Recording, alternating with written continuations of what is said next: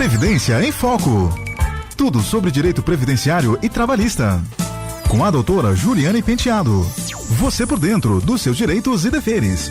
Previdência, aposentadoria, essas são as especialidades da doutora Juliane Penteado, toda segunda-feira aqui com a gente. Boa tarde, doutora, tudo bem? Boa tarde, Og, tudo bem, graças a Deus. Então tá bom. Doutora, vamos falar da aposentadoria da pessoa com deficiência, cálculo e a possibilidade de revisão com o novo tema da TNU, né, que é da Turma Nacional de Uniformização. Explica pra gente, né?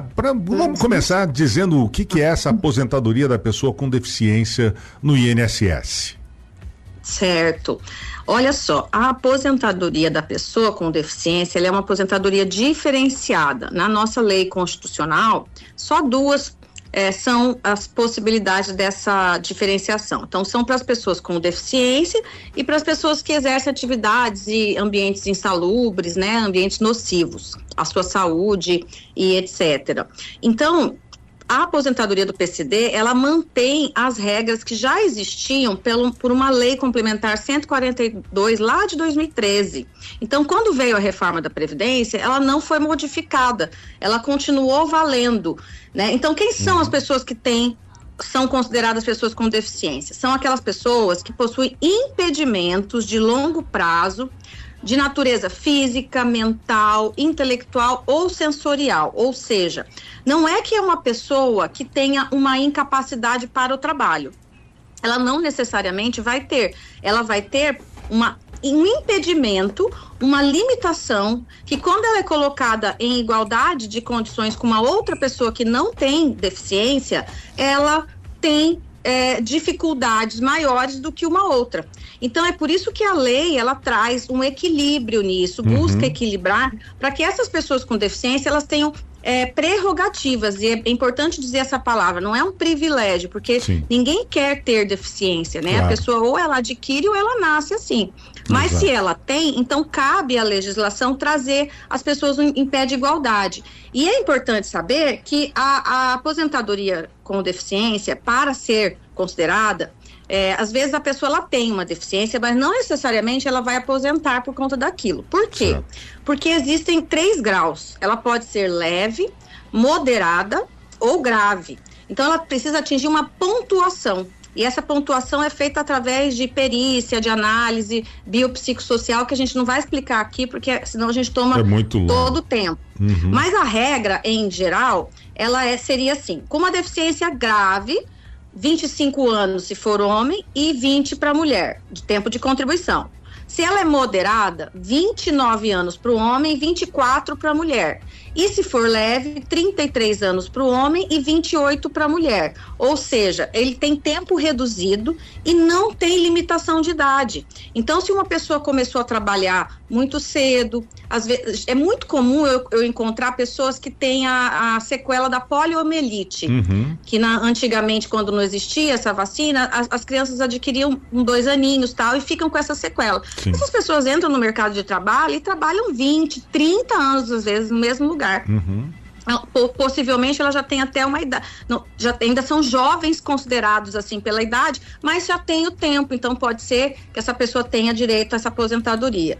E se for por idade, vamos supor que uma pessoa não tenha todo esse tempo de contribuição, mas ela já tem, se for um homem, 60 anos de idade, e se for uma mulher, 55 anos de idade, aí ambos os casos precisam de 15 anos na condição da pessoa com deficiência. Então isso precisa ser analisado, quando que começou a deficiência, se foi de nascimento, se foi depois, mas isso também existe uma forma de enquadramento. Então, em regra, na verdade, essas são as regras, né, para a pessoa com deficiência, que não houve modificação com a reforma, por isso ela é considerada ainda uma aposentadoria mais vantajosa. Cálculos e valores se equiparam à aposentadoria comum ou há uma diferença também?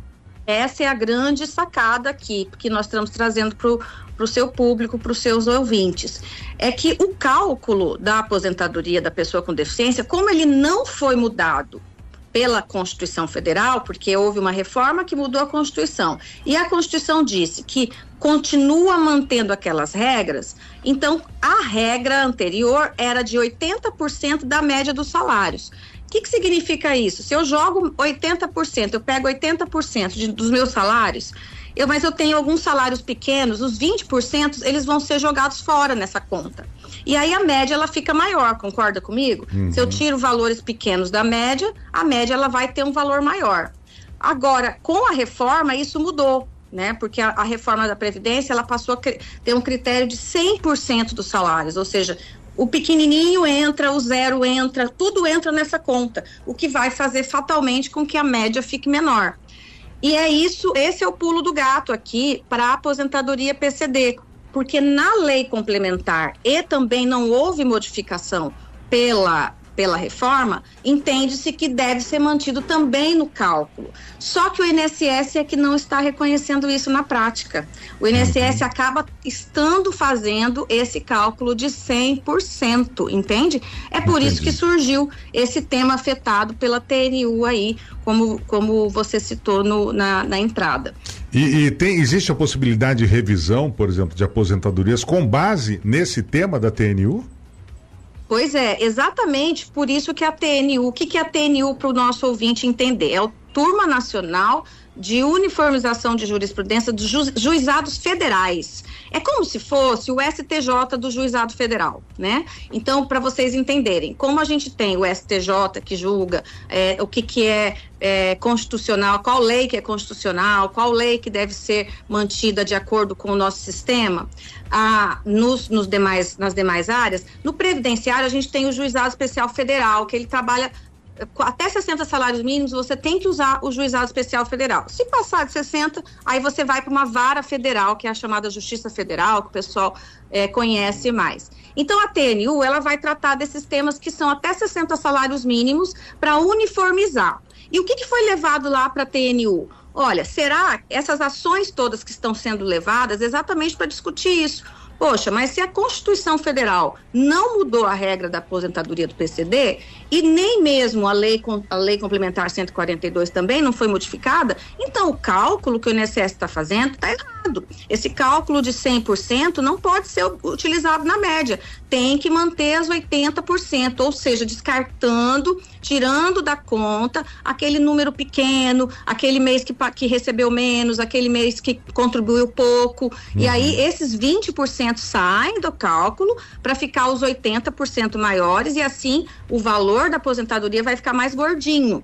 E a TNU está discutindo isso. Olha, vamos analisar então se mantém-se ou não. O que a emenda constitucional quis dizer, que é a reforma da Previdência, quando ela disse que a aposentadoria PCD deve manter a mesma regra anterior. Então, isso está sendo discutido, é um debate, mas já existem ações. Então, como na prática, né, isso acaba reduzindo quem já se aposentou, assim, no INSS, depois de 2019, pode sim avaliar. Falei, poxa, eu vou ver aqui, eu aposentei depois de 2019, que cálculo que o INSS fez para mim? Será que ele fez o cálculo anterior ou ele fez o cálculo posterior à reforma? Então, pode ser que essa pessoa possa sim reclamar uma revisão dessa aposentadoria. Bacana, tá aqui a doutora Juliane Penteado falando hoje sobre o novo tema da Turma Nacional de Uniformização, que é a aposentadoria da pessoa com deficiência. Doutora Juliane, muito obrigado pela participação mais uma vez aqui. Uma boa semana para você e até a próxima segunda. Eu que agradeço, Og, agradeço a todas e todos que nos ouviram até agora. Um abraço, fiquem com Deus e até a próxima. Até a próxima. Previdência em Foco. Tudo sobre direito previdenciário e trabalhista. Com a doutora Juliane Penteado. Você por dentro dos seus direitos e deveres.